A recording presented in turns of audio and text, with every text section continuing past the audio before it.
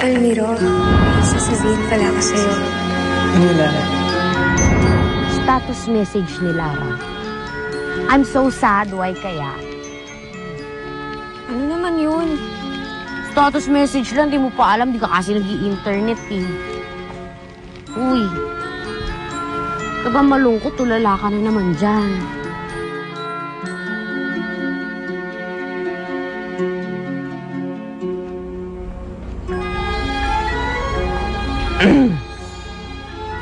Si Lara na naman iniisip mo, ano? Hindi. Eh ano?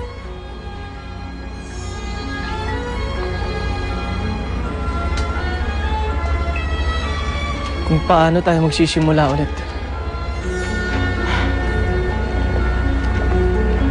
Almiro, desidido ka na ba na maghanap ng bagong babaeng puputol sa sumpa? Bakit hindi mo bigyan ng isa pang pagkakataon si Lara? Paano ba naman kasi hindi ko pa rin lubos maisip yung nangyari kagabi?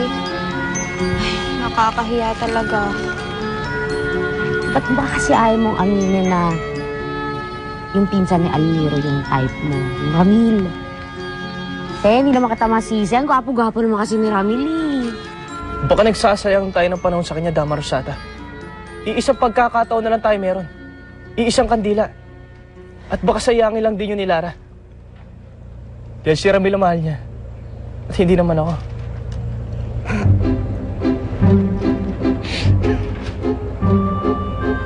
Bakit?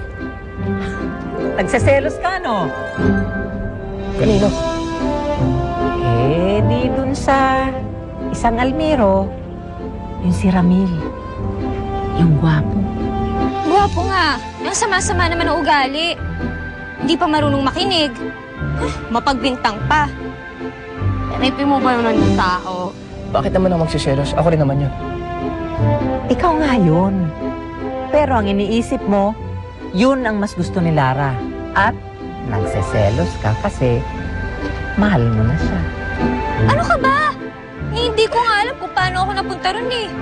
Okay, fine. Pwede bang kalimutan na lang natin yon? Let's move over. Pwede? Eh paano? Alam mo ba, iniisip ko pa rin si Almiro. Kung may higit mang naapektuhan sa nangyari, si Almiro yon. Babawi talaga ako sa kanya. Sige. Sabi niyo. Pues nagkakamali ka. Kaya kailangan natin si Lara para maputol ang sumpa. At hindi ko siya mahal.